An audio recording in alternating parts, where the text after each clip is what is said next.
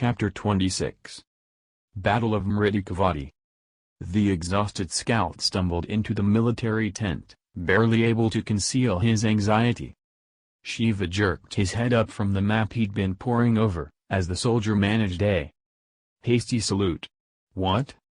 Shot like an arrow, Shiva's voice made Kali, Sati, Gopala and Chinardhwaj look up too, worry creasing their faces. Shiva's army had marched in quickly from Lothal and was just a day away from Mridikavati. My lord, I have bad news. Give me the facts. Don't jump to conclusions. Mridikavati is much better defended now than it had been earlier. Brigadier Vidunmali sailed into the city a few days back. Apparently, he was on his way to Lothal to strengthen Meluha's defenses at the border. Clearly, Emperor Dakshaw has no idea as yet that Lothal has pledged loyalty to you, my lord. How many men does Vidunmali have? Asked Chinardhwaj. Around 20,000, my lord. Added to which are the 5,000 soldiers already stationed at Mridikavati. We are still at a substantial advantage in terms of numbers, my lord, said Chinardhwaj. But Mridikavati's defenses can make even 25,000 men seem like a lot. Shiva shook his head. I don't think that should be a problem. It doesn't matter how many soldiers they have. We just want to commandeer their ships, not conquer their city. If Vidunmali has sailed with 20,000 soldiers, his transport ships would also be in the Mridikavati port, right? So there are even more ships for us to capture. Kali smiled. That's true. Prepare to march to Mridikavati, said Shiva. We attack in 2 days.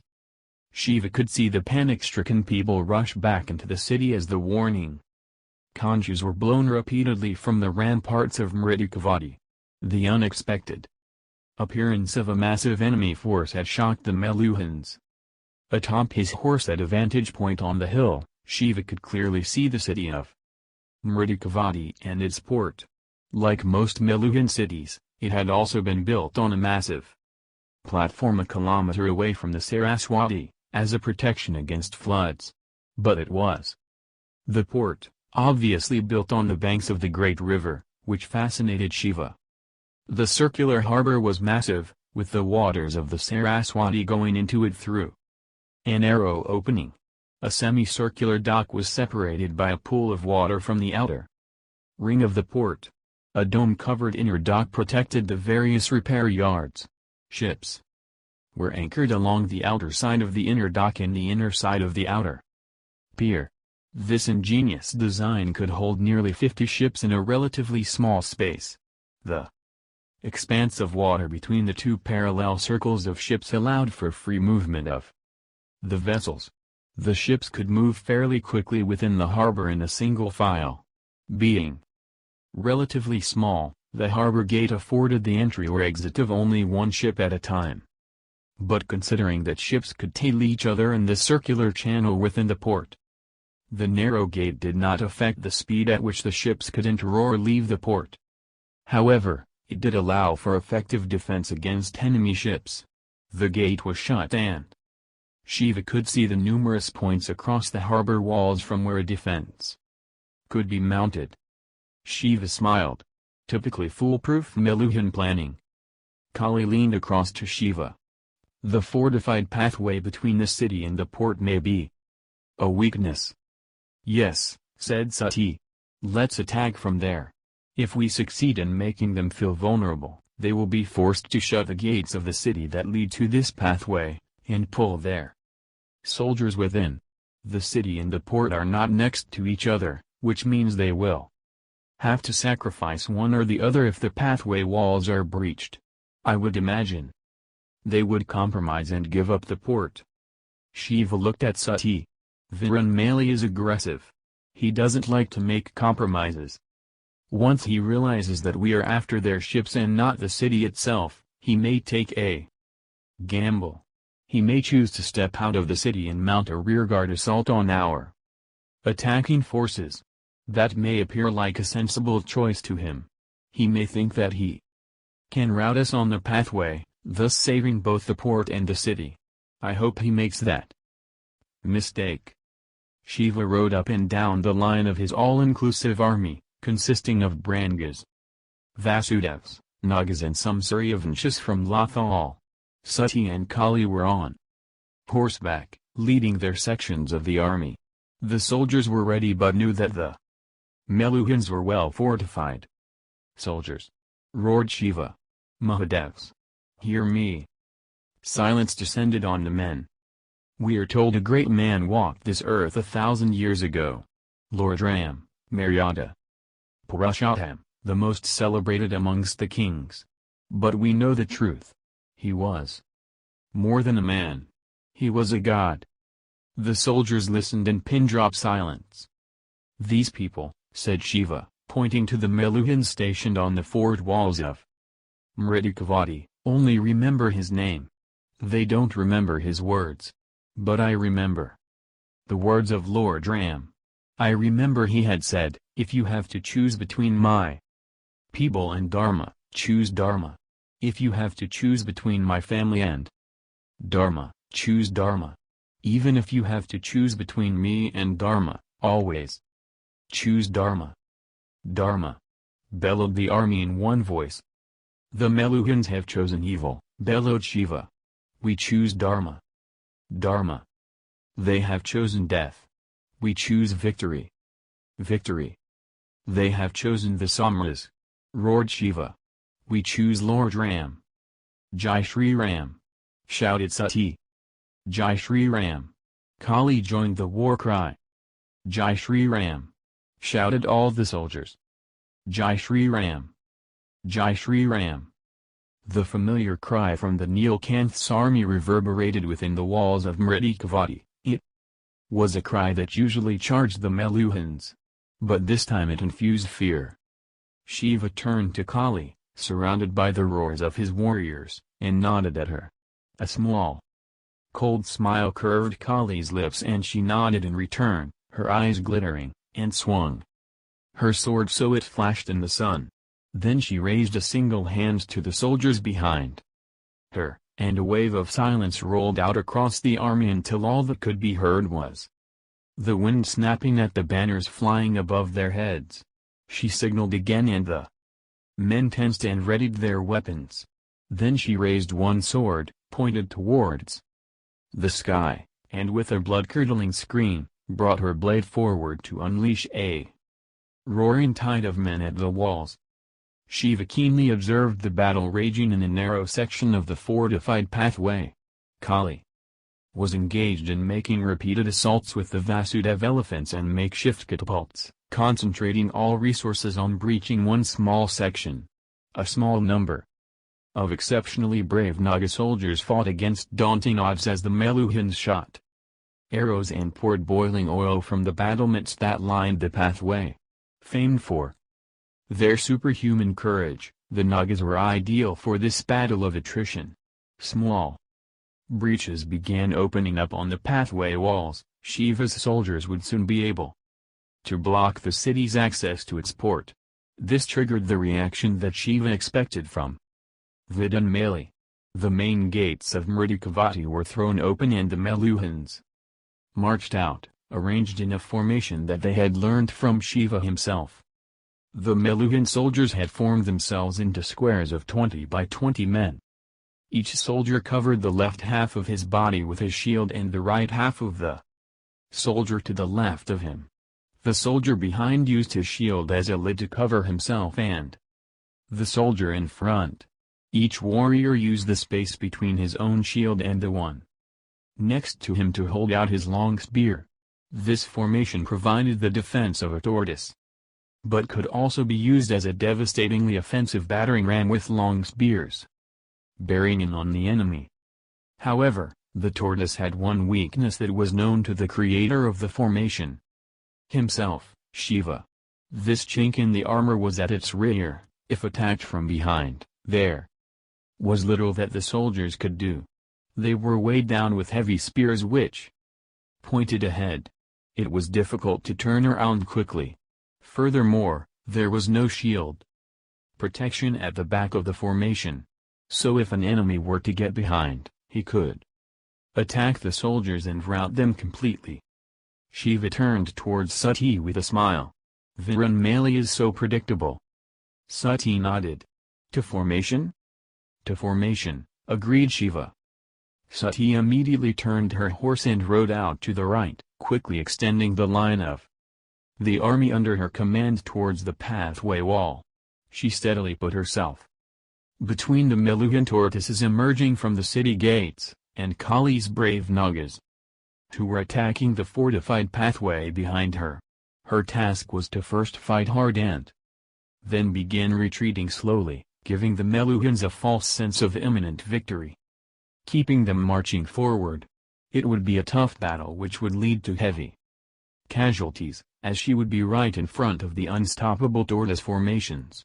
As the Meluhans moved ahead, space would open up behind them, allowing Shiva to ride out with his cavalry and attack them from the rear. Shiva, meanwhile, rode towards the elephant corps and the cavalry on the left. Steady! Shiva ordered the Vasudev brigadier in command of the elephant corps. Shiva had to move quickly. But he also had to move at the right time. If he charged too early, Virunmali would smell the trap.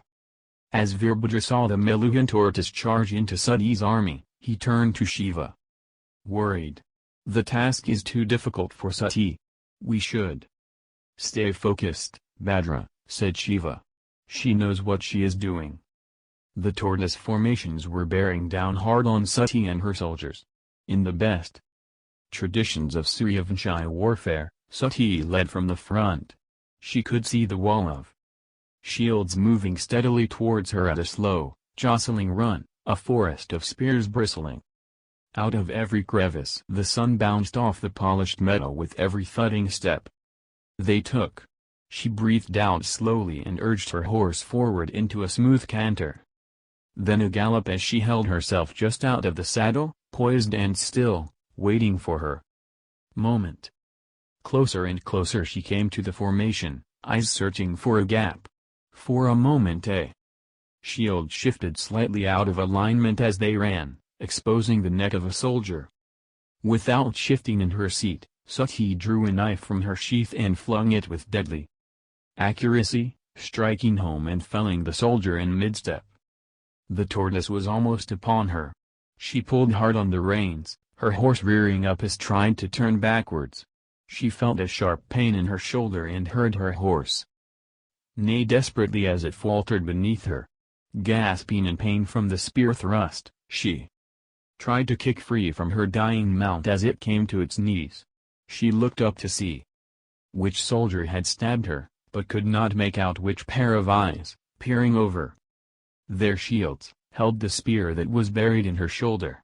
The spear was thrust deeper, and she cried out, half in pain and half in anger, her eyes watering.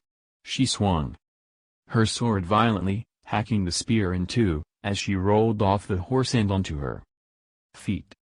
A few arrows sped past Sati's shoulders, striking more soldiers in the tortoise through the gap she had just created. For a moment, the Meluhan charge slowed and faltered, the shield line crumbling in slightly as replacement soldiers struggled to come forward and seal the breach. Admirably though, the Meluhans were back in formation quickly and resumed their charge. Sati stepped back a pace and in the same movement, almost like they were in lockstep, her army stepped back as well, imperceptibly, as they fought on bravely. They kept withdrawing gradually, as though being mowed down by the unstoppable tortoise corps. Just a few more minutes of steady retreat by Sati's men, and the Meluhans would have marched forward far enough for Shiva to ride out behind them and destroy their formations. Shiva observed the battle raging in the distance. His eyes fell on the Meluhan chariots on the side of the tortoise formations, providing protection to their flanks. Each chariot had a charioteer to steer the horses and a warrior to engage in combat. The two-man team allowed for frightening speed and brutal force. These chariots could stall the impending charge of Shiva's cavalry. I want your elephants to take out those chariots, Now, he ordered the Vasudev Brigadier. The Vasudev Brigadier turned to his mahouts, quickly relaying the orders. The elephants raced out at a fearsome pace, making the ground rumble with their charge. The Meluhan warriors on the chariots confidently observed the elephants' approach. They immediately relieved their charioteers of the reins of their horses, who in turn pulled out drums stored for just such an occasion. The Meluhans still remembered the battles against Chandravanshi elephants. Loud noises from drums always disturbed the giant animals, making them run amok, often crushing their own army. But these beasts had been trained by the Vasudevs to tolerate sudden loud sounds. Much to the shock of the Meluhan charioteers, the elephants continued their charge. Seeing their tactic fail, they immediately abandoned the drums and took up the reins of their horses. The warriors pulled out their spears and readied themselves for battle. The Meluhan chariots moved quickly as the Vasudev elephants drew near, weaving around the pachyderms as they charged, throwing their spears at the giant beasts, hoping to injure or at least slow them down. But the elephants were prepared. There were massive metallic balls tied to their trunks. The elephants swung their trunks expertly, smashing the metallic balls into the bodies of the horses and the charioteers. Some of the Meluhans were fortunate enough to die instantly, but others had the balls smash through their bones, leaving them alive to suffer in agony. And as if this wasn't bad enough, a second surprise was in store for the Meluhan charioteers. All of a sudden, fire spewed out of the elephant hounds. The Vasudevs had fitted their elephants with machines designed by their engineers. Two Vasudev soldiers kept pushing the levers, shooting out an almost continuous stream of flames which burned all in its path. The few unfortunate Meluhan chariots that did not get burned were stamped out of existence under massive elephant feet. The chariot corps of the Meluhans was no match for the Vasudev elephants. Shiva drew his sword and held it high. He turned to his cavalry, and shouted over them, "Ride hard into the rear of those formations. Charge into them. Destroy them." Even as Shiva's cavalry thundered out, Sati was playing her part perfectly. Her soldiers had been progressively stepping back, drawing the Meluhans farther and farther away into the open, exposing a massive breach between the rear of their tortoise formations and the fort walls. To maintain the credibility of the tactic and keep the Meluhans engaged in battle, Sati's soldiers were not running away in haste but continuing to fight, taking many casualties in the process. Sati herself had also been seriously injured, having been struck on both the shoulder and thigh. But she battled on. She knew she couldn't afford to fail. Her forces' success in their task was crucial to their overall victory. Shiva's cavalry rode hard, in a great arc around the main battlefront. He could see the Vasudev elephants and the Meluhan chariots clashing on his right. Practically decimated, the chariots could not ride out to meet the new threat from the cavalry. Shiva rode fast, unchallenged, till he reached the unprotected rear of the Meluhan tortoise formations. "Jai Shri Ram!" thundered Shiva. "Har Har Mahadev!" bellowed his cavalry, kicking their horses hard. Shiva's 3,000-strong cavalry charged into the Meluhans, locked into their formation as they faced the opposite side, weighed down by immensely heavy spears. They were unable to turn around. Shiva's mounted soldiers cut through the Meluhan tortoise corps, hacking away with their long swords. Within moments of this brutal attack, the Meluhan formations started breaking. Some soldiers surrendered while others simply ran away. By the time Vidyanmali, who was fighting at the head of his army, received the news of the decimation of his troops towards his rear, it was already too late. The Meluhans had been outflanked and defeated.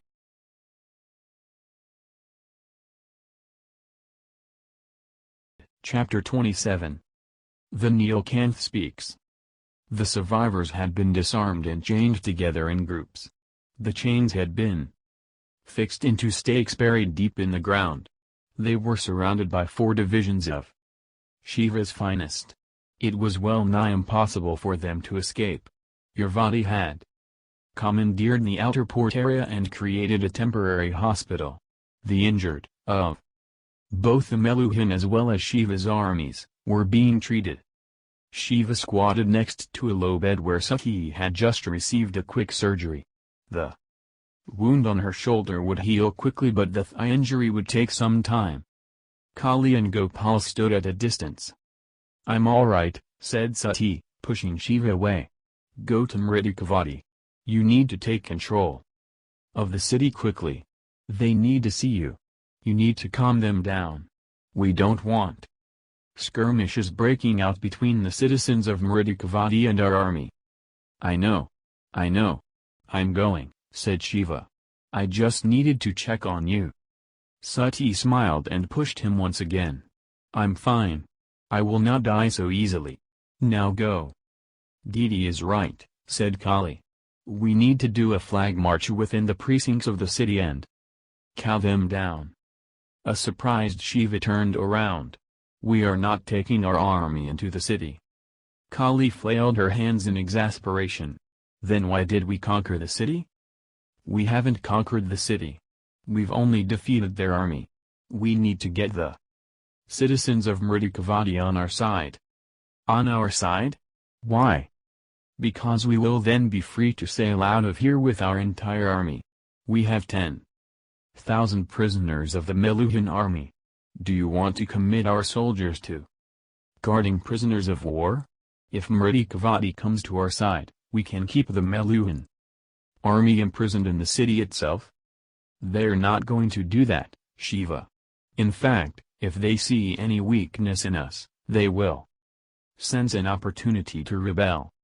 "It's not weakness, Kali, but compassion. People usually know the difference." "You've got to be joking. How in God's name are you going to show compassion after massacring their army?" "I will do it by not marching into the city with my army. I will go there only with Bhadra, Nandi and Parshuram. And I will speak to the citizens." "How will that help?" "It will. You have just destroyed their army, Shiva. I don't think they would be interested in listening to anything you have to say." "They will be. I am their Neelkanth." Kali could barely contain her irritation. "At least let me accompany you along with some Naga soldiers. You may need some protection." "No. Shiva. Do you trust me?"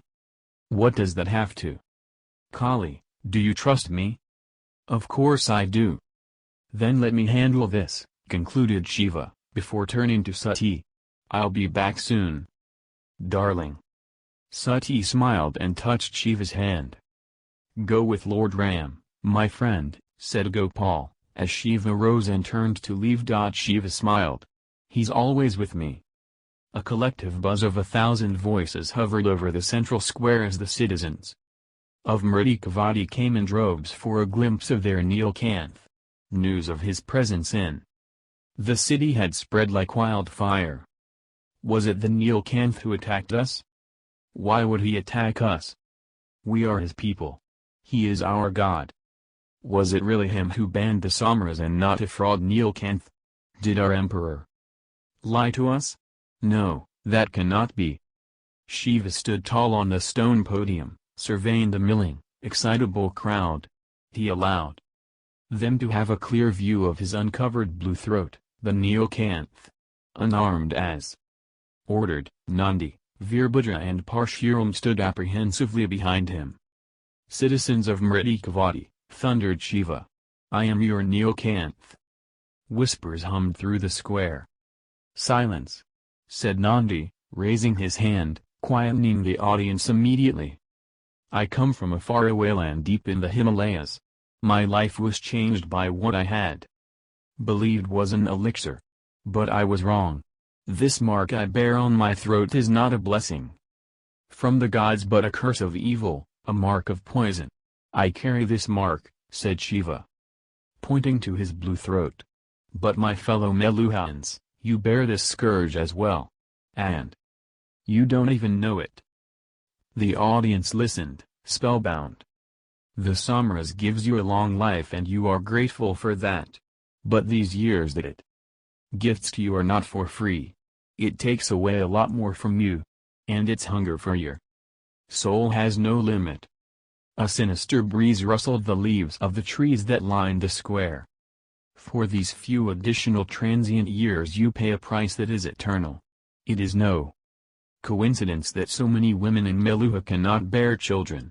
That is the curse of the Samras. Shiva's words found ready resonance in Meluhan hearts, many of which had been broken by the long lonely wait for children from the Mka adoption system. They knew the misery of growing old without a child. It is no coincidence that the mother of your country, the mother of Indian civilization itself, the revered Saraswati, is slowly drying to extinction. The thirsty Samras continues to consume her waters. Her death will also be due to the evil of the Samras. The Saraswati River was not just a body of water to most Indians, in fact, no river was. And the Saraswati was the holiest among them all. It was their spiritual mother. Thousands of children are born in Mka with painful cancers that eat up their bodies. Millions of Swadweepans are dying of a plague brought on by the waste of the Samras. Those people curse the ones who use the Samras. They are cursing you. And your souls will bear this burden for many births. That is the evil of the Samras. Veerputra looked at Shiva's back and then at the audience. Shiva felt his blue throat and smiled sadly. It may appear that the Samras has my throat. But in actual fact, it has all of Meluha by the throat. And it is squeezing the life out of you slowly, so slowly, that you don't even realize it. And by the time you do, it will be too late. All of Meluha, all of India, will be destroyed. The citizens of Mridikavati continued to be engrossed in his speech. I did try to stop this peacefully. I sent out a notice to every city, in every kingdom, all across this fair land of our India. But in Meluha, my message was replaced by another, put up by your emperor, stating that it wasn't I who banned the Samras, but some fraud. Neelkanth. Nandi could sense the tide turning. Your emperor lied to you. There was pin-drop silence. Emperor Daksha occupies the position that was Lord Ram's more than 1,000 years ago. He represents the legacy of the great seventh Vishnu. He is supposed to be your protector. And he lied to you. Parshuram looked at Shiva with reverence. He had swayed the Meluhans firmly to his side. As if that wasn't enough, he sent his army to drive a wedge between you and me. But I know that nothing can tear us apart. I know that you will listen to me. For I am fighting for Meluha. I am fighting for the future of your children. A collective wave of understanding swept through the crowd. The Neelkanth was fighting for them, not against them. You have heard myths about the tribe of Vasudev, left behind by our great Lord, Shri Ram. Well, the legendary tribe does exist, the ones who carry the legacy of Lord Ram. And they are with me, sharing my mission. They also want to save India from the Samras.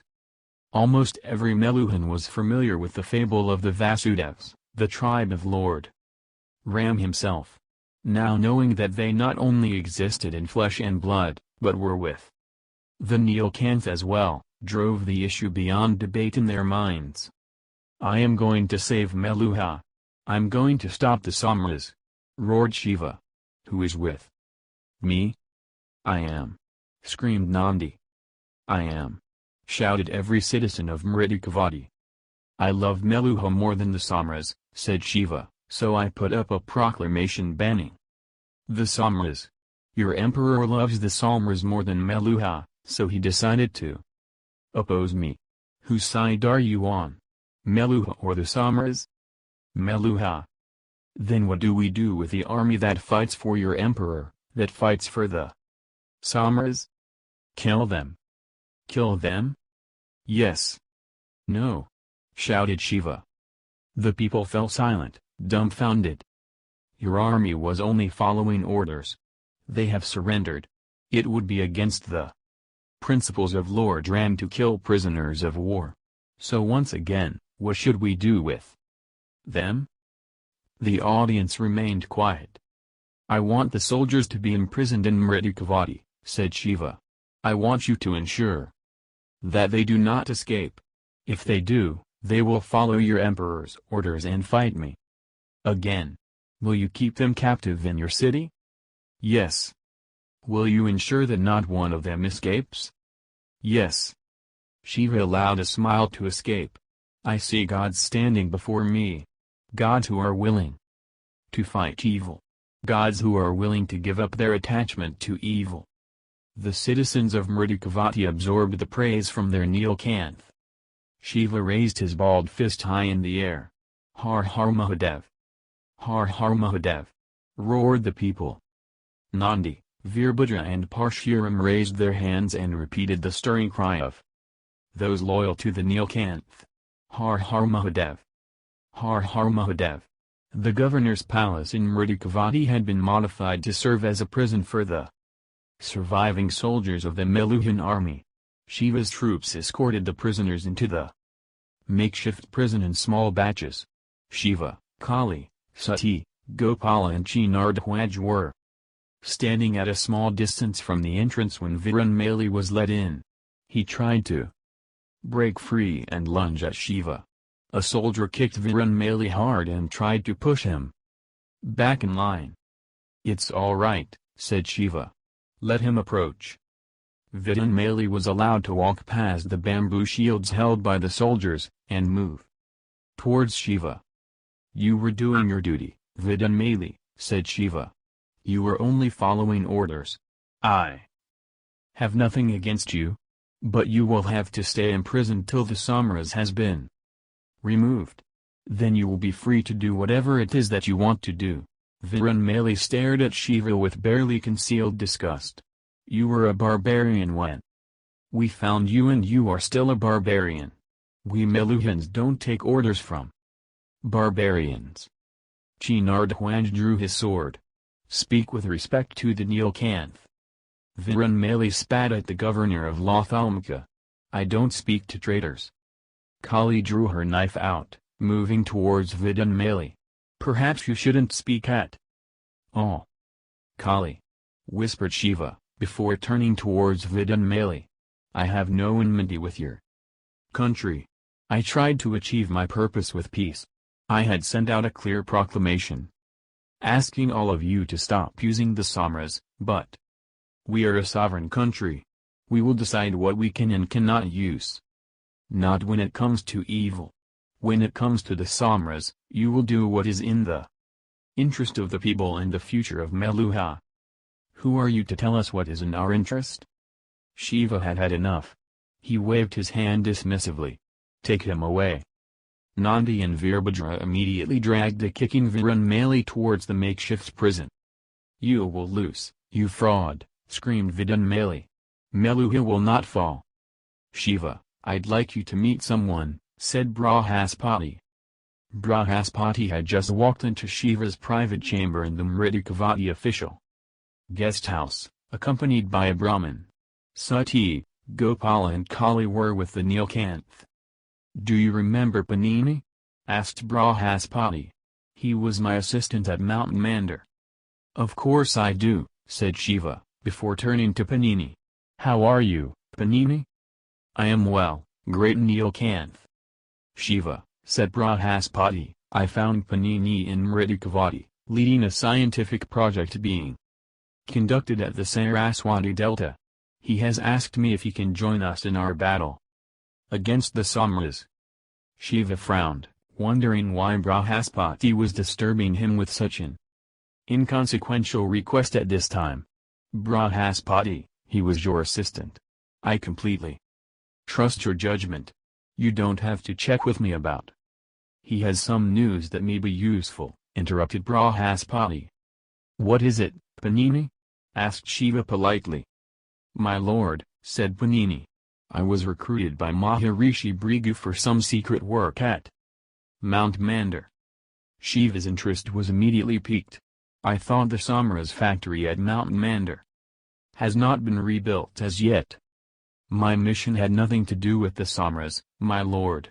I was asked to lead a small team of Meluhan scientists personally chosen by the Maharishi to make Devyastras from materials that he had provided.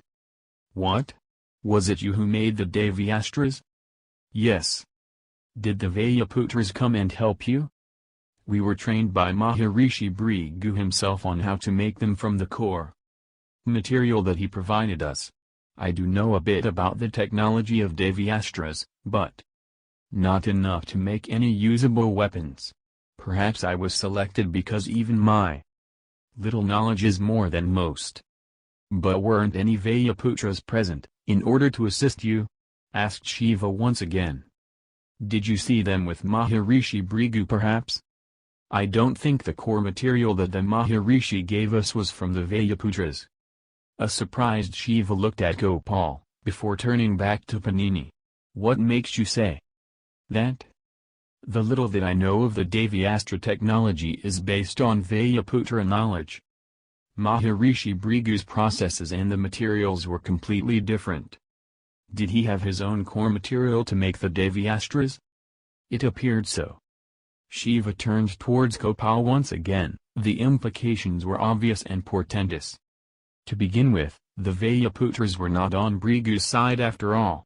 But more importantly, Brigu was an even more formidable opponent if he could make the core material for the Devyastras all by himself. And I also think, said Panini, that Maharishi Brigu may have used the last of the Devi Astra core material that he had when he asked me to prepare the weapons. Why do you think so? Well, he was always exhorting me to be careful with the core material and not waste even small portions of it. I remember once when we had accidentally spoilt a minuscule amount of it. He was livid and had angrily rebuked us that this was all the Devyastra core material that he possessed, that we should be more careful. Shiva took a deep breath before turning to Gopal. He has no more Devyastras. It appears so, answered Gopal. And the Vayuputras are not with him. That would be a fair assumption to make. Shiva, said Brahaspati, there's more. Shiva raised a brow and turned towards Panini. My lord, said Panini, I also believe that the secret Samara's factory is in Devagiri. How can you be sure? Asked Shiva. I'm sure you're aware that the Samaras needs the Sanjeevani tree in large quantities. I was brought to Devagiri on a regular basis but only in the night, to check the quality of the Sanjeevani logs coming into the city. I don't understand. Isn't it a part of your normal duties to check the consignment before it is sent off to the Samara's factory? That's true. But I had a friend in the customs department with whom I checked whether the Sanjeevani logs ever left the city. He was unaware of any such movement. If such huge quantities of the Sanjeevani logs are being brought into Devagiri and not being taken out, then the most logical assumption is that this is the city where the Samaras is being manufactured. Shiva's expression reflected his gratitude towards the Brahmin. Panini, thank you. You have no idea how useful your information is. Magad has fallen? Asked Parvateshwar. Parvateshwar was in the office of the Meluhan Prime Minister Kanakala. She had finally received a bird courier from Ayodhya after many months. There's more, said Kanakala. The entire army of Magad has been routed. Prince Surapadman is dead. King Mahendra has gone into deep mourning. The Brangas are now in control of Magad. Parvateshwar pressed the bridge of his nose as he absorbed the implications. If they control Magad, they control the choke point on the Gunga. They would only have to keep a few thousand soldiers within the fort of Magad to be able to attack any Indian ship that attempts to sail past. Exactly. That means Ayodhya cannot come to our aid quickly enough. They will have to march through forests to their west and then move towards us. If Magad has been conquered, it means the Lord Neelkanth can leave a small force in that city, say Luk the Gunga with the rest of his forces and march into Meluha from Swadweep. We can expect an attack within as little as the next 3 or 4 months. We should ask our Indian allies to leave for Meluha at once. I will speak to Lord Brigu. There's more, said a worried Kanakala. The courier also said that the army that besieged Ayodhya and attacked Magad was led by Ganesh, Kartik, Bhagat and Chandraketu. Then where is the Lord Neelkanth? Exactly, said Kanakala. Where is the Lord Neelkanth? Just then a knave rushed into Kanakala's office. My lord, my lady, please come at once to His Highness' office. Lord Brigu has asked that the both of you come immediately. As Kanakala and Parvateshwar rushed out of the office, another aide approached them with a message for the Meluhan general. From the stamp, it was clear that the message was from Vidun Mali. Parvateshwar broke the seal, intending to read the letter on the way to the emperor's office.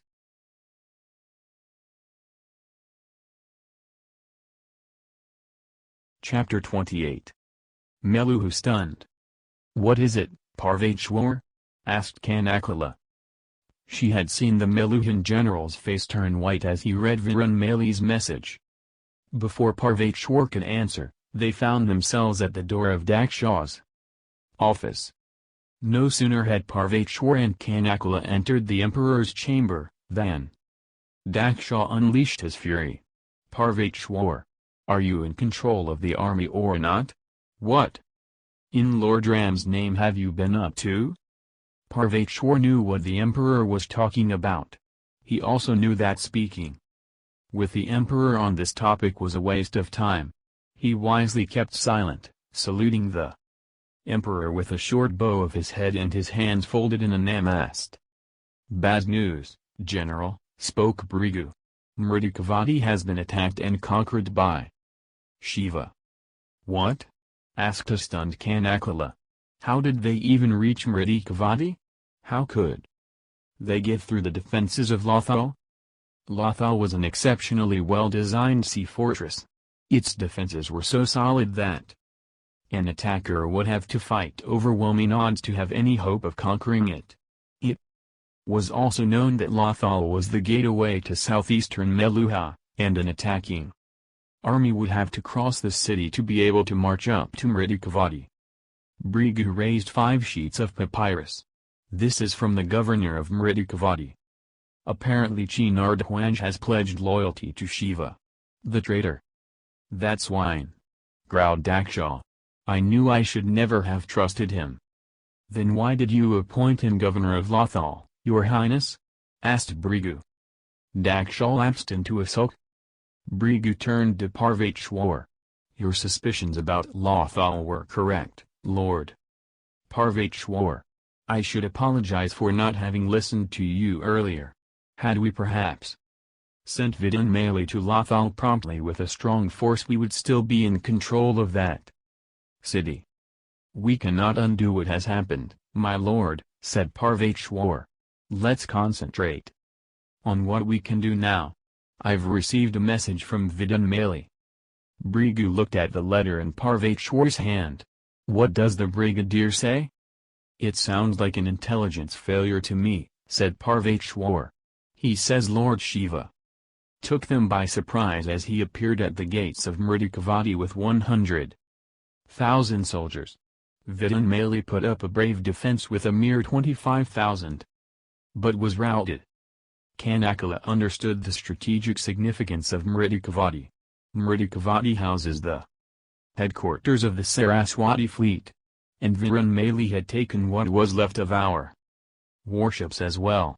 If the Lord controls Mridikavati, he now controls the Saraswati river. Shiva is not a lord, screamed Dakshaw. How dare you? Who are you loyal to? Kanakala? Your Highness, said Brigu, his calm tone belying the menace beneath. Dakshaw recoiled in fear. Your Highness, Perhaps it would be better if you retired to your personal chambers. But, Your Highness, said Brigu. That was not a request. Daksha closed his eyes, shocked at the immense disrespect being shown to him. He got up and left his office, muttering under his breath about the respect due to the Emperor of India. Brigu turned to Parvachwar, unperturbed, as if nothing had happened. General, what else does Virunmali say? The entire Saraswati fleet is under the Lord Nilkanth now. But it gets worse. Worse? The people of Mridikavati have now pledged loyalty to him. The survivors of Virunmali's army have been held prisoner in Mridikavati. Fortunately for us, Virunmali managed to escape with 500 soldiers and send this message. So the Nilkanth has stationed himself in Mridikavati for now? Asked Brigu, careful not to use the term fraud Nilkanth in Parvachwar's presence, because he will have to commit his own soldiers to guard ours, right? No, said Parvachwar, shaking his head. Our army is being held prisoner by the citizens of Mridikavati. The citizens? Yes. So the Lord Nilkanth does not have to commit any of his own soldiers for the task. He has managed to take 25,000 of our soldiers out of the equation. But he still has practically his whole army with him. He has commandeered our entire Saraswati fleet. I'm sure he is making plans to sail up north even as we speak. Virunmali also writes about a fearsome corps of exceptionally well-trained elephants in the Lord's army, which are almost impossible to defeat. Lord Ram, be merciful, said a stunned Kanakala. This is worse than we'd ever imagined, said Brigu. But I don't understand one thing, said Kanakala. How does the Lord have an army of 100,000 in Meluha, when 150,000 of his soldiers were in Ayodhya a few weeks back? Ayodhya? Asked a surprised Brigu. Yes, said Kanakala, and proceeded to tell him about the message she had just received from Ayodhya about the siege and the destruction of the Magadhan forces by the great Lord Brahma, said Brigu. This means the Ayodhya army cannot sail past Magad. They will have to march through the forest, which means it will take them forever to come to our aid. But I still don't understand how the Lord Nilkanth has so many soldiers in Meluha, persisted Kanakala. The Branga and Naga armies together don't add up to this number. The truth finally dawned on Brigu. The Vasudevs have joined forces with Shiva. They are the only ones outside of the Suryavanshas and the Chandravanshas who can bring in so many soldiers. This also explains the presence of the exceptionally well-trained elephants Shiva used in the Battle of Mridikavati. I have heard stories about the prowess of the Vasudev elephants. Brigu was not aware that the strongest strategic benefit of the Vasudevs was not their elephant corps, but their secretive Vasudev pandits hidden in temples across the Sapt Sindhu. These pandits were the eyes and ears of the Nilkanth, providing him with the most crucial advantage in war, timely and accurate information. Lord Shiva will be here soon with a large army, said Parvachwar. And the 300,000 soldiers of Ayodhya will not reach us in time. He has played his cards really well. I do not have a military mind, General, said Brigu. But even I can see that we are in deep trouble. What do you advise? Parvachwar brought his hands together and rubbed his chin with his index fingers. He looked up at Brigu after some time. If Ganesh decides to enter Meluha from the north, we are finished. There is no way we can defend ourselves against a two-pronged attack. Our engineers have been working hard at repairing the road that was ruined by the Yamuna floods. I'll immediately send them instructions to leave the road as it is. If Ganesh chooses to cross from there, then we must make the journey difficult for him. Marching 150,000 strong army on a washed-out road is not going to be easy. Good idea. The Lord Nilkanth could be in Devagiri in a matter of weeks. It's a good thing you have engaged the army in training exercises and simulations, said Brigu. The Lord will not win here, said Parvateshwar. That is my word to you, Maharishiji. I believe you, General. But what do we do about the Vasudev elephants? We cannot win against Shiva's army unless we stop his elephants. What do you think, Shiva? Asked Gopal. Gopal, Sati and Kali were with Shiva in his chamber at Mridikavati, conferring. They were re-evaluating their strategy in the light of the news received from Panini. Kali was clear in her mind. Shiva, I propose that you leave Mridikavati and sail out to Pariya.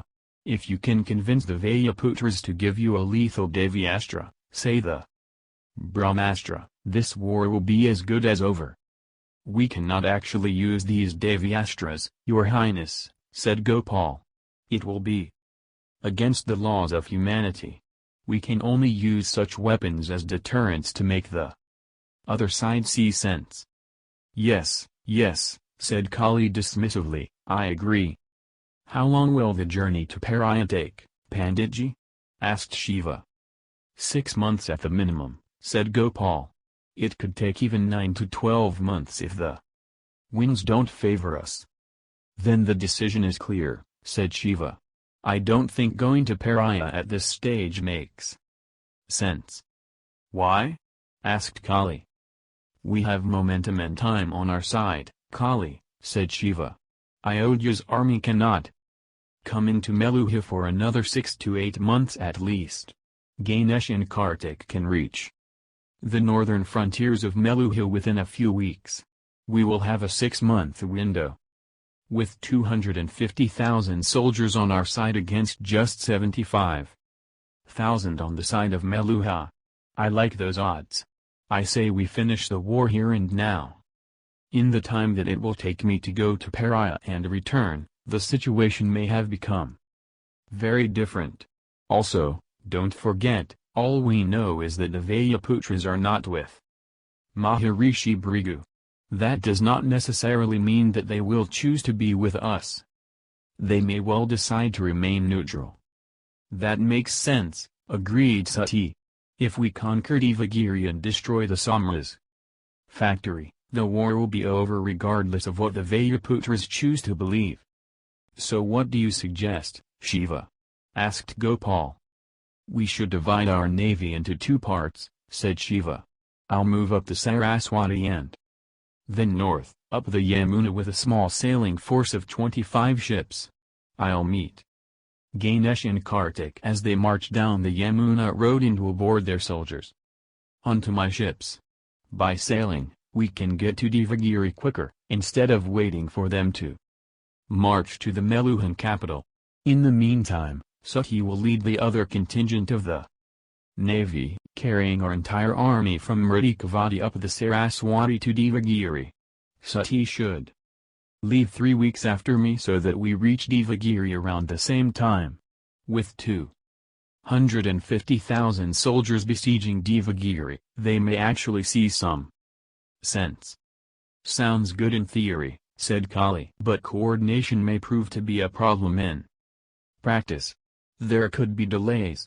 If one of our armies reaches Devagiri a few weeks earlier, it may leave them weakened against the Meluhans. But Shiva is not suggesting that we mount an attack and conquer Devagiri as soon as either one of us reaches, said Sati. We would just fortify ourselves and wait for the other. Once we have joined forces, only then should we attack.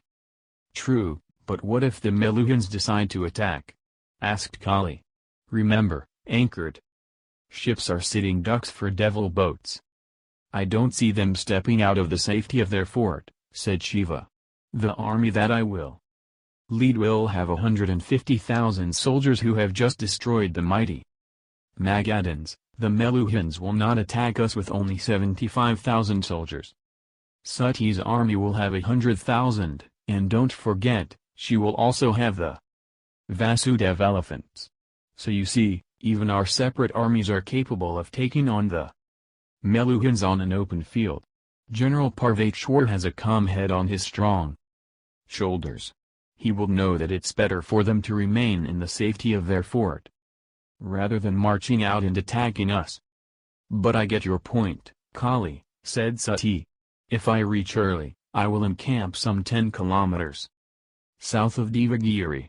There is a large hill on the banks of the Saraswati which can serve as a superb defensive position since it will give us the advantage of height. I will set up a Chakravarti formation with our Vasudev elephants as the first line of defense. It will be almost impossible to break through. I know that hill, said Shiva to Sati. That is exactly where I will camp as well if I happen to reach before you do. Perfect. There is no respite from the speed, is there, my lord? Shiva and Parshuram stood on the deck of his lead ship, battling to keep their eyes open against the onslaught of the wind upon a speedily moving object. The fleet was racing up the Saraswati, skeletally staffed as it was, with just 2,000 soldiers, not giving any opportunity for the Meluhans to launch small strikes. While none of the cities on the Saraswati were prepared for naval warfare, since the Meluhans never expected such an attack, Shiva had decided to not tempt fate. The Meluhans were not wanting in honor and courage. As an additional precaution, he had also inducted many of the courageous Naga soldiers into his navy. Kali, the queen of the Nagas, was traveling in the rear guard ship of the convoy. Shiva smiled. No Parshuram, there will be no respite. Speed is of the essence. In keeping with Shiva's orders, there had been no breaks in the rowing. 4 teams had been set up on grueling 6-hour shifts. The timekeepers, beating on the drums to set the rhythm for the rowers, maintained it at battle-ramming speed. Shiva did not want to trust the unpredictable winds with determining how fast they moved. In the interest of fairness, Shiva had also added his own name to the roster for rowing duties. His 6 hours of rowing for the day were to come up soon. It's a beautiful river, my lord, said Parshuram. It's sad that we may have to kill it. What do you mean? My lord, I have been researching the Samras. Lord Gopal has explained many things to me, and an idea has struck me. What? The Samras cannot be made without this, said Parshuram, pointing to the Saraswati. Brahaspati tried that, Parshuram. He tried to find some way to make the Saraswati waters unusable. But that didn't work, remember? That's not what I meant, my lord. What if the Saraswati didn't exist? Neither would the Samras, would it? Shiva observed Parshuram closely with inscrutable eyes. My lord, there was a time when the Saraswati, as we know it today, had ceased to exist. The Yamuna had started flowing east towards the Ganga. Saraswati cannot exist without the meeting of the Yamuna and the Sutlej. We cannot kill the Saraswati, said Shiva, almost to himself. My lord, for all you know, maybe that's what nature was trying to do more than 100 years ago, when an earthquake caused the Yamuna to change its course and flow into the Ganga. If Lord Brahmanayak, the father of the present emperor, had not changed the Yamuna's course to flow back into the Sutlej and restore the Saraswati, history would have been very different. Maybe nature was trying to stop the Samras. Shiva listened silently. We don't have to think the Saraswati would be dead. Its soul would still be flowing in the form of the Yamuna and the Sutlej. Only its body would disappear. Shiva stared at the Saraswati waters, perceiving her depths. Parshuram had a point, but Shiva didn't want to admit it. Not even to himself. Not yet, anyway.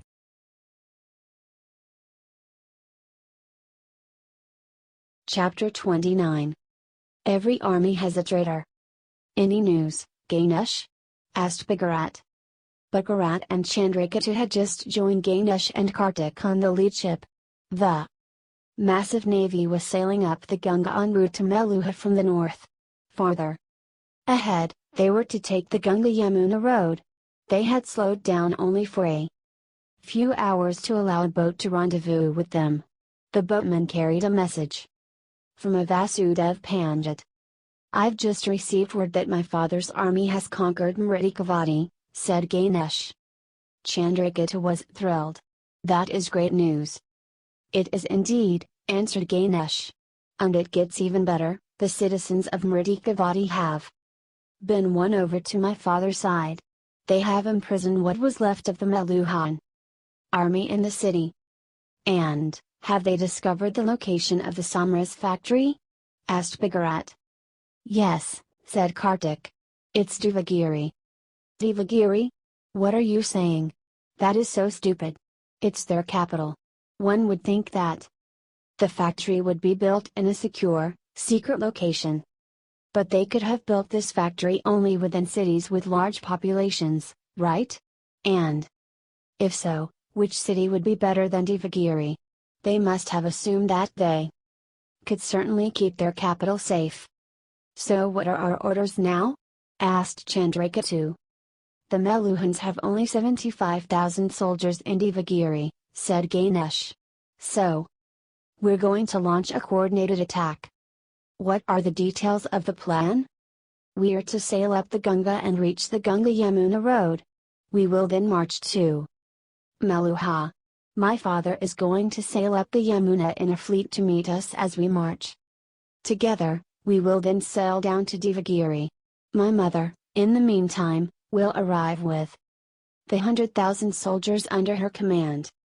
So we will have 250,000 soldiers, all fired up with the fervor of recent victories, against 75,000 Meluhans holed up on their platforms," said Bharat. "I like the odds." "That's exactly what Bubba must have said," grinned Kartik. "You are going to give me the answer I want," growled Vidin Maili, "whether you like it or not." A Vasudev major, captured from Shiva's army, had been tied up on a movable wooden rack with thick leather ropes. The stale air in the dark dungeon was putrid. The captured Vasudev was already drenched in his own sweat, but unafraid. The Meluhan soldiers standing at a distance looked at Vidin Maili warily. What their brigadier was asking them to do was against the laws of Lord Ram. But they were too well trained. Meluhan military training demanded unquestioning obedience to one's commanding officer. This training had forced the soldiers to suppress their misgivings and carry out Vidin Maili's orders until now. But their moral code was about to be challenged even more strongly. Vidin Maili heard the Vasudev whispering something again and again. He bent close. "Do you have something to say?" The Vasudev soldier kept mumbling softly, drawing strength from his words. "Jai Guru Vishwamitra. Jai Guru Vasishta. Jai Guru Vishwamitra.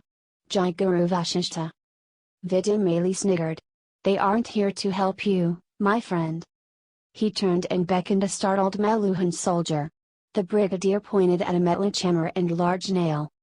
"My lord?" whispered the nervous soldier, knowing full well that to attack an unarmed and bound man was against Lord Ram's principles. "I'm not sure if we should."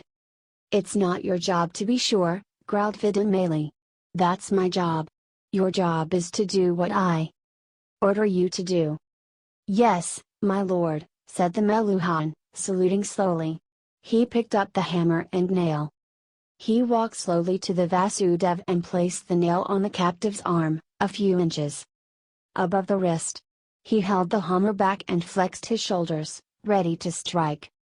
Vidin Maili turned to the Vasudev. "You'd better start talking." "Jai Guru Vishwamitra. Jai Guru Vasishta." Vidin Maili nodded to the soldier. "Jai Guru Vishwamitra. Jai Guru." Ah! The ear-splitting scream from the Vasudev resounded loudly in the confines of the dungeon. But this deep, abandoned underground hellhole, somewhere between Mridikavati and Devagiri, had not been used in centuries. There was nobody around to hear his screams except for the nervous Meluhan soldiers at the back of the room, who kept praying to Lord Ram, begging for his forgiveness. The soldier kept robotically hammering away, pushing the nail deep into the Vasudev's right arm. The Vasudev kept screaming up to a point where his brain simply blocked the pain. He couldn't feel his arm anymore. His heart was pumping madly, as blood came out in spurts through the gaping injury. Vidyamali approached his ear as the Vasudev breathed heavily, trying to focus on his tribe, on his gods, on his vows, on anything except his right arm. "Do you need some more persuasion?" asked Vidyamali. The Vasudev looked away, focusing his mind on his chant. Vidyamali yanked the nail out, took a wet cloth and wiped the Vasudev's arm. Then he picked up a small bottle and poured its contents into the wound. It burned deeply, but the Vasudev's blood clotted almost immediately. "I don't want you to die," whispered Vidyamali. "At least not yet." Vidyamali turned towards his soldier and nodded. "My lord," whispered the soldier, with tears in his eyes. He had lost count of the number of sins that he was taking upon his soul. "Please." Vidyamali glared. The soldier immediately turned and picked up another bottle. He walked up to the Vasudev and poured some of the viscous liquid into the wound he had inflicted. Vidyamali stepped back and returned with a long flint, its edge burning slowly. "I hope you see the light after this." The Vasudev's eyes opened wide in terror. But he refused to talk. He knew he couldn't reveal the secret. It would be devastating for his tribe. "Jai Gu Ru Vishwa. Fire will purify you," whispered Vidyamali softly. "And you will speak. Mitra. Jai Gu Ru Vash." The dungeon resonated once again with the desperate screams of the Vasudev, as the smell of burning flesh defiled the room. "Are you sure?" asked Parvateshwar. "As sure as I can ever be," said a smiling Vidyamali. Parvateshwar took a deep breath. He knew that it was Shiva who led the massive fleet of ships that had just sped past Devagiri 2 weeks back. Parvateshwar suspected that Shiva was sailing north to pick up Ganesh's army and bring them back to Devagiri. He had also received reports about the delays faced by Ganesh's army as they marched through the washed-out Ganga-Yamuna road. It would probably take a month for Shiva to return to Devagiri, along with the 150,000 soldiers in Ganesh's army. He also knew that another contingent of the Nilkanth's army, being led by Sati, had just sailed out of Mridikavati. They would reach Devagiri in a week or two. Knowing full well that Ganesh would be delayed, Parvateshwar expected Sati's army to reach Devagiri first. He also knew that this was a force of 100,000 soldiers against his own 75,000. Once Shiva and Ganesh's army sailed in, the strength of the enemy would rise to 250,000.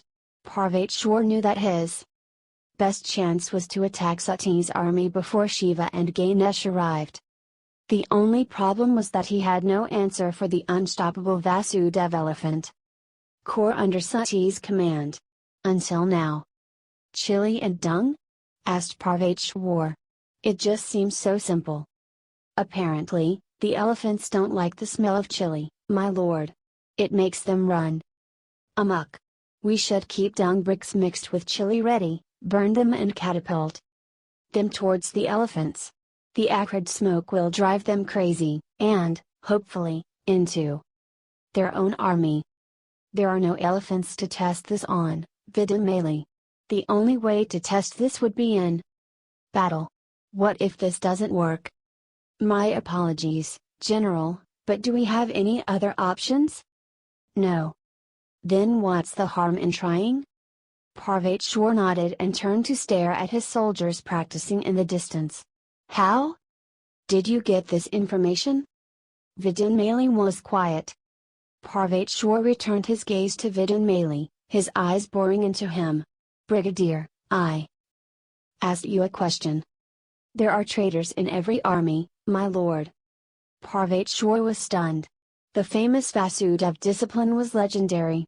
"You found A Vasudev traitor? Like I said, there are traitors in every army. How do you think I escaped? Parvateshwar turned and looked once again at his soldiers. No harm in trying this tactic. It just might work. Devagiri, the abode of the gods, had become the city of the thoroughly bewildered. Its 200,000 citizens could not recall a time in living memory when an enemy army had gathered the gumption to march up to their city. And yet, here they were. Witness to unbelievable occurrences. Just a few weeks earlier, they had seen a large fleet of warships race past their city, rowing furiously up the Saraswati. It was clear that these ships were a part of the Mridikavati-based Meluhan fleet and that it was now in control of the enemy. Why those enemy ships simply sailed by without attacking Devagiri was a mystery. News had also filtered in about a massive army garrisoning itself next to the Saraswati, about 10 kilometers south of the city. The normally secure Devagiri citizens now confine themselves within the walls of the city, not venturing out unless absolutely necessary. Merchants had also halted all their trading activities and their merchant ships remained anchored at the port. Rumors ran rife in the city. Some whispered that the enemy army stationed south of Devagiri was led by the Nilkanth himself. Others swore they saw the Nilkanth on the warships that had sailed past. However, they couldn't hazard a guess as to where Lord Shiva was headed in such a hurry. Facts had also found their way in, from other cities, that except for Mridikavati, this mammoth army had not engaged in battle with any other Meluhan city while sailing up the Saraswati. They had not looted any city or plundered any village, nor had they committed any acts of wanton destruction, but had marched through Meluha with almost hermit-like restraint. Some were beginning to believe that perhaps the purported gossip they had heard was in fact true. The Nilkanth was not against Meluha, but only the Samras. That the proclamation they had read many months ago was actually from their lord and not a lie. As their emperor had stated, that maybe the Nilkanth's army waited at the banks of the Saraswati without attacking, because the lord himself was negotiating possible terms of surrender with the emperor. But there were also others, still loyal to Meluha, who refused to believe that their government could have lied. They had good reason to believe that the armies of Shiva comprised the Chandravanshas and the Nagas. That the Naga queen herself was a senior commander in the Nilkanth's army and the Nilkanth had been misled by the evil combination of the Chandravanshas and Nagas. They were willing to lay down their lives for Meluha. What they didn't understand was why their army was not engaging in battle as yet. Are you sure, General? Asked Brigu. Parvateshwar was in Brigu's chamber in the Devagiri royal palace. Yes. It is a gamble, but we have to take it. If we wait too long, the Lord will lead Ganesh's army from the Yamuna to Devagiri. Combined with Sati's army, they will then have a vast numerical advantage and it will be impossible for us to win. Right now, our opponents are only Sati's soldiers who have garrisoned themselves close to the river. They are obviously not looking for a fight. I plan to draw them out and then try to cause some chaos amongst their elephants. If it works, their elephants may just charge back into their own army. They would have no room to retreat, with the river right behind them. If everything goes according to plan, we may just win the day. Isn't Sati your goddaughter? Asked Brigu, looking deeply into Parvateshwar's eyes. Parvateshwar held his breath. At this point of time, she is only an enemy of Meluha to me. Brigu continued to peer into his eyes, increasingly satisfied with what he read. If you are convinced, General, then so am I. In the name of Lord Ram, attack. Sati couldn't remain holed up on her anchored ships. Ships are unassailable from land when sailing fast, but sitting ducks when they are anchored, susceptible to bombardment and devil boats assaults. So she had decided to garrison herself on land, which would offer protection to her ships as well, by deterring the Meluhans from coming too close to the river banks. She had chosen a good location to dig in her army. It was on a large, gently rolling hill, right next to the Saraswati. The trees between the hill and the city of Devagiri had been cut down. Therefore, from the vantage point of the hill, Sati had a clear line of sight of enemy movements at the Devagiri city gates 10 kilometers away. The height of the hill also gave her another advantage. Charging downhill was far easier than advancing uphill, which her enemies would have to do. The elevation also increased the range of her archer significantly. Having occupied the high ground, Sati then opted to assume the most effective of defensive military formations, the Chakravya. The core of the Chakravya comprised columns of infantrymen in the tortoise position. The tortoises themselves were protected to the rear by the river and the Saraswati fleet at anchor, in the middle of the river. They would provide protection against any Meluhan forces that might attack from the river. And rowboats had been beached and tied in the river shallows, as a contingency for retreating, if necessary. Rows of cavalry, 3 layers deep, reinforced the core towards the front. 2 rows of war elephants formed an impregnable semicircular outer shell, protecting the formations within. The giant Chakravya, comprising 50,000 soldiers, left adequate space between the lines for inner maneuverability and for fortification of the outer shell by the cavalry in case of a breach. All the animals had been outfitted with thin metallic armor and the soldiers had broad bronze shields to protect against any long-range arrows. It was a near-perfect defensive formation, designed to avoid battle and allow a quick retreat if needed. Sati intended to remain in this formation till she heard from Shiva.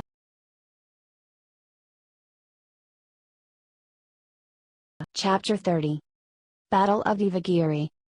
Sati sat on a tall wooden platform that had been constructed for her, behind the cavalry line. It gave her a panoramic view of the entire field and the city of Devagiri in the distance. She watched the city where she had spent most of her life, which she had once called home. A nostalgic corner of her heart longed to be able to revel in its quiet, sober efficiency and understated culture. To worship at the temple of Lord Agni, the purifying fire god, a ritual she had adhered to as a Vikarma, an ostracized carrier of bad fate. Despite being so close, she couldn't even enter it now to meet her mother. She shook her head. This was no time for sentimentality. She had to focus. Sati checked her horse, which had been tethered to the platform base. Nandi and Virabhadra waited next to the platform, mounted on their stallions. They had been designated her personal bodyguards. Sati knew this would be a difficult period, the time till Shiva returned with Ganesh's army. She had to keep her soldiers in war readiness, and yet, avoid war.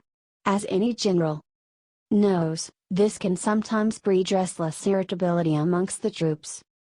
Her attention was pulled away as she detected some movement in the far distance.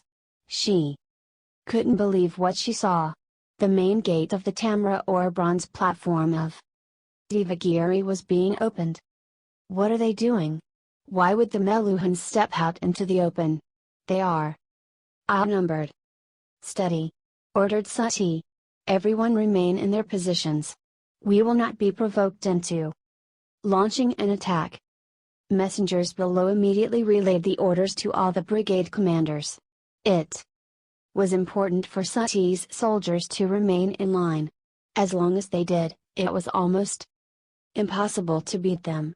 It was especially crucial that the elephant line, at the periphery of Sati's formation, held position. They were the bulwark of her defense. Sati continued to watch the small contingent of Meluhan soldiers marching out of Devagiri, perhaps no more than a brigade. As soon as they were out, the city gates were shut behind them. Is it a suicide squad? For what purpose? The Meluhan soldiers kept marching slowly towards Sati's position. She watched their progress, intrigued. Perched at a height, she soon observed that the soldiers were being followed by carts that were being pulled laboriously by oxen.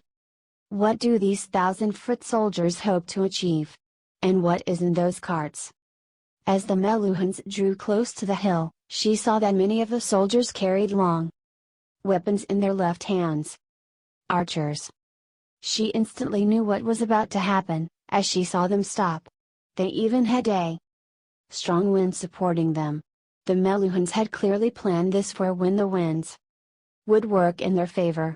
She knew the elements well in these parts and realized immediately that her archers would not have the pleasure of giving as much as receiving. Shields! Shouted Sati. Incoming arrows! But the archers were too far. They had clearly overestimated the wind. The arrows barely reached Sati's forces.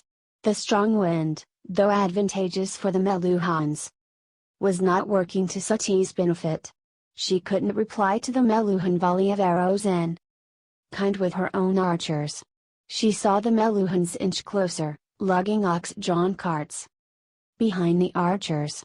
In all her years, Sati had never seen ox-drawn carts being used in warfare. Sati frowned. What in Lord Ram's name can oxen do against elephants? What is Pitrachalia doing? Sati was clear that she did not want to test General Parvate Shore's strategy today. It was admittedly tempting because this small contingent would be wiped out in minutes if she sent her elephants. However, she smelt a trap and did not want to leave the high ground. She knew what had to be done: hold position till Shiva returned. She did not want to fight. Not today. Having moved even closer, the Meluhan archers loaded their arrows again. Shields! Ordered Sati. This time the arrows hit the shields at the right end of Sati's formation. Having tested the range, the Meluhan archers moved once again. The Meluhans probably have some secret weapon that they are not absolutely sure about. The ox-drawn carts may have some role to play in it. They want to provoke some of my men into charging at them so that they can test their weapon. The upshot was obvious. If her army refused to get provoked, no battle would take place. All the animals in her army were well armored. The soldiers had massive shields, prepared in defense for the very arrow attack that the Meluhans were attempting right now. Despite 2 showers of arrows, her army had not suffered a single casualty. There was nothing to gain by breaking formation. And, nothing to lose by staying in formation. Sati also figured that since the enemy had already come close, ordering her own archers to shoot arrows now may prove counterproductive. The ox-drawn carts were not manned. A volley of arrows may well drive the animals crazy, making them charge in any direction, perhaps even at her own army, along with whatever evil they carried in the carts. She had a better idea. She instructed her messengers to tell a cavalry squad to ride out from behind the hill she was positioned on, thus hiding their movement, and go around to an adjoining hill towards the west. She wanted them to launch a flanking attack from behind the crest of that hill, surprise and decimate the Meluhan archers as well as drive the oxen away. All she had to do was wait for the Meluhans to move a little closer to her position. Then, she could have them blindsided with her cavalry charge. Sati shouted out her orders once again. Be calm. Hold the line. They cannot hurt us if we remain in formation. The Meluhan archers, having moved closer, arched their bows and fired once again. Shields! Sati's army was ready. Though the arrows reached right up to the center of her army, not one soldier was injured. The Meluhans held their bows to their sides and prepared to draw nearer once again, this time a little tentatively. They're nervous now. They know their plan is not working. What the hell?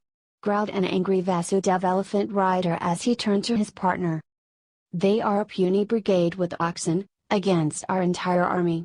Why doesn't General Sati allow us to attack? Because she is not a Vasudev, spat out the partner. She doesn't know how to fight. My lords, said the Mahout to the riders, our orders are to follow the general's orders. The Vasudev turned in irritation to the Mahout. Did I ask you for your opinion? Your order is to only follow my orders. The Mahout immediately fell silent as the distant shout of the brigadier's herald came through. Shields. Another volley of arrows. Again, no casualties. Enough of this nonsense, barked one of the elephant riders. We're Kshatriyas. We're not supposed to cower like cowardly Brahmins. We're supposed to fight. Sati saw a few elephants on the far right of her formation, the ones that were the close to the Meluhan brigade, begin to rumble out. Hold the line! Shouted Sati. Nobody will break formation. The messengers carried forward the orders to the other end of the field immediately. The elephants were pulled back into formation by their mahouts. Nandi, said Sati, looking down. Ride out to that end and tell those idiots to remain in formation. Yes, my lady, said Nandi, saluting. Wait, said Sati, as she saw the Meluhan archers loading another set of arrows. Wait. Out this volley and then go. The order of shields was relayed again and the arrows clanged harmlessly against the raised barriers. None of Sati's soldiers were injured. As Sati put her shield down and looked up, she was horrified. 20 elephants on the right had charged out recklessly. The fools! Yelled Sati, as she jumped onto her horse from the platform. She galloped forward to cover the breach opened up by the recklessly charging elephants, closely followed by Veerbhadra and Nandi. While passing by the cavalry line, she ordered the reserve cavalry to follow her. Within a few minutes, Sati had stationed herself in the position left open by the Vasudev elephants that had charged out of formation. Stay here! Sati ordered the soldiers behind her as she raised her hand. She could see her elephants sprinting forward in the distance, goaded on by their mahouts, bellowing loudly. The Meluhan archers stood their ground bravely and shot another round. The order resonated through Sati's army. Shields! The Vasudev elephant riders screamed loudly as they crashed into the archers. Jai! Shri Ram! The elephants swung their powerful trunks, tied to which were strong metallic balls. Meluhan soldiers were flung far and wide with the powerful swings. The few who remained were crushed under giant feet. Within just a few moments of this butchery, the archers began retreating. Though it appeared as if the 20 Vasudev elephants were smashing the Meluhan archers to bits, Sati shuddered with foreboding as she felt a chill run down her spine. She screamed loudly, even though she knew that the elephant riders couldn't hear her. Come back, you fools! The Vasudev elephant riders, though, were on a roll. Encouraged by the easy victory, they goaded their mahouts to keep the elephants moving forward. Charge! The elephant riders primed their main weapon, pulling the levers on the flamethrowers. Long, spear-like flames burst forth from the howdahs. The riders positioned the weapon, aiming for maximum effect as they crashed into the next line of Meluhans. The elephants continued dashing forward, seeing the ox-drawn carts farther ahead. And then the tide turned. The retreating Meluhan archers spun around with arrows that had been set on fire, aiming straight for their own carts. The dry and volatile dung cakes on the carts had been mixed with chili, and caught fire immediately. The startled oxen, sensing the blaze somewhere behind them, ran forward in panic, towards the advancing elephants. It was the mahouts who had the first inkling that something was wrong. Attuned deeply to the beasts, they could sense their innate distress.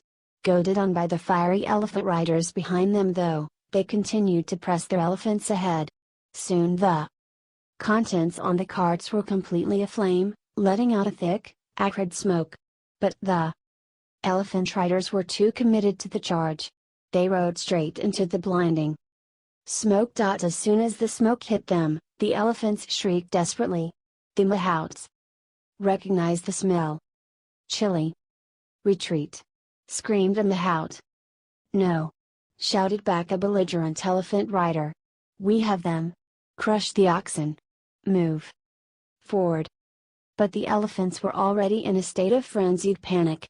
They turned from the source of their discomfort and ran. The hysterical oxen, with the fires burning hard on the carts, continued their frantic sprint forward as though to elude the blaze. Sati could see the developing situation unfolding from the distance. Whatever the oxen were carrying was making the pachyderms hysterical. Within a matter of a few minutes, the oxen would reach her remaining outer elephant line and spread the panic deep into her force. She saw a fire arrow being shot from the gates of Devagiri as they opened.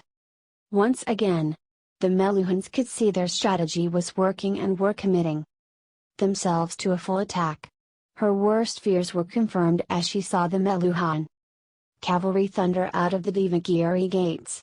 The city was 10 kilometers away, and she knew she had the luxury of some time before they reached her position. Her immediate concern was the oncoming oxen that could make all the Vasudev elephants charge madly back into her own force. Turning back, she shouted out to her herald, "Tell the lines at the back to retreat to the boats. Now!" She ordered the remaining elephant line to disband and escape southwards immediately. If the ox-driven carts reached the line of the lumbering animals and managed to spread panic among the hundreds of elephants under her command, her army would get destroyed completely by her own pachyderms. She then ordered her cavalry forward. "Charge at these beasts moving towards us. We have to deflect them onto a different path. We need time for our soldiers to retreat." Her cavalry drew their swords and roared, "Har Har Mahadev! Har Har Mahadev!" bellowed Sati, as she drew her sword and charged forward. Sati's skilled cavalry kept up a steady volley of arrows as they drew near the elephants and oxen. While this did deflect many of the oxen away from Sati's army, the elephants continued their headlong charge. Many of the elephant howdahs had transformed into hell holes, emitting fire continuously. The shocked elephant riders, sitting atop the berserk animals, had fallen on some of their flamethrowers, breaking the levers. Moments later, Sati's cavalry fearlessly charged headlong into her retreating elephants. Riding expertly to avoid the wildly swinging trunks and metallic balls, they needed to bring their own elephants down. This required riding up close from behind and slashing the beasts' hamstrings, thus making their rear legs collapse. But this was easier said than done, with the malfunctioning flamethrowers spewing a continuous stream of fire. Sati bravely led her section of the cavalry in pursuit of the task at hand. Since there were only 20 elephants, they were brought down quickly. But not before many of the cavalrymen had lost their lives, some crushed, many burnt by the flamethrowers. Sati herself had had her face scorched on one side. In the meantime, the rest of Sati's cavalry had managed to redirect all the charging oxen through the skilled use of spears and arrows. The bulls were still charging, panic-stricken with the burning carts tethered to them, but to the west and safely away from the rest of Sati's elephant corps. Sati looked back to the east, where many of her foot soldiers were already sailing out to the safety of the ships.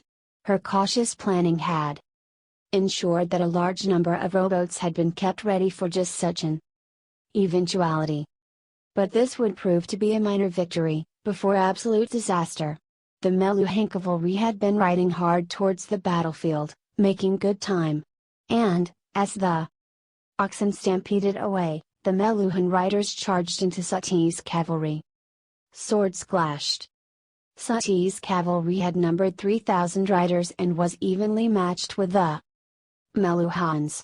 But her riders had just emerged from a bruising encounter with the panic-stricken elephants and oxen. Their numbers had come down and their strength was already sapped. However, Sati knew that retreat was not an option. She had to battle on for a little longer so that all her foot soldiers could get away to the safety of the ships. Then Sati heard the sounds of the elephants once again. She killed the Meluhan in front of her and looked behind. Lord Ram, be merciful. Some of the elephant corps that she had ordered south were now thundering back. The elephants were trumpeting desperately, with fire spewing in all directions. The mahouts had already fallen off, leaving the animals totally out of control. Behind the elephants were charging oxen with burning carts tethered to them.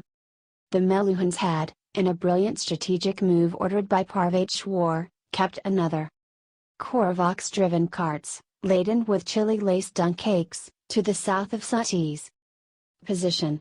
These carts had slipped out of Devagiri the previous evening, disguised as agricultural produce transport. Since Sati had not besieged the city, but only camped close to it, they only attacked armament transport and let non-lethal materials travel freely in and out of Devagiri. The reason was very obvious: a full siege would have committed too many soldiers and possibly even provoked a battle. Sati had wanted to avoid that. Little did Sati's Chandravanshi scouts realize that even dung and agricultural produce could be lethal for them. As the elephants had charged towards these carts, they had also been set on fire. And, as expected, these retreating elephants turned around in alarm and charged back into the battlefield. Sati was in a bind. The Meluhan cavalry was in front and a huge horde of charging, panic-stricken elephants spewing fire was behind her. "Retreat!" yelled Sati. Her cavalry disengaged and galloped towards the river. Fortunately for them, the Meluhan cavalry did not give chase. Alarmed by the sight of the terrified elephants speeding towards them, they turned around and rode towards the safety of their walls. Many among Sati's horsemen were trampled or burned down by the rampaging elephants. Some of the riders managed to reach the river and rode into the waters. Without a second's hesitation, the horses swam desperately towards the ships, carrying their riders with them to safety. Many, though, sank into the Saraswati under the weight of their light armor. Sati, Virabhadra and Nandi were among the lucky few who managed to reach the vessels. While most of the foot soldiers had been saved, the elephant and cavalry corps had been decimated. Memories of the elephants' killer blows in the Battle of Mridikavati were quickly forgotten as the magnitude of the disaster the animals had wreaked sank in. Chinardwaj, who was in charge of the ships, quickly ordered that they retreat, as soon as the last of the surviving soldiers was on board. Without the protection of the land army, their stationary navy was a sitting duck for further attacks.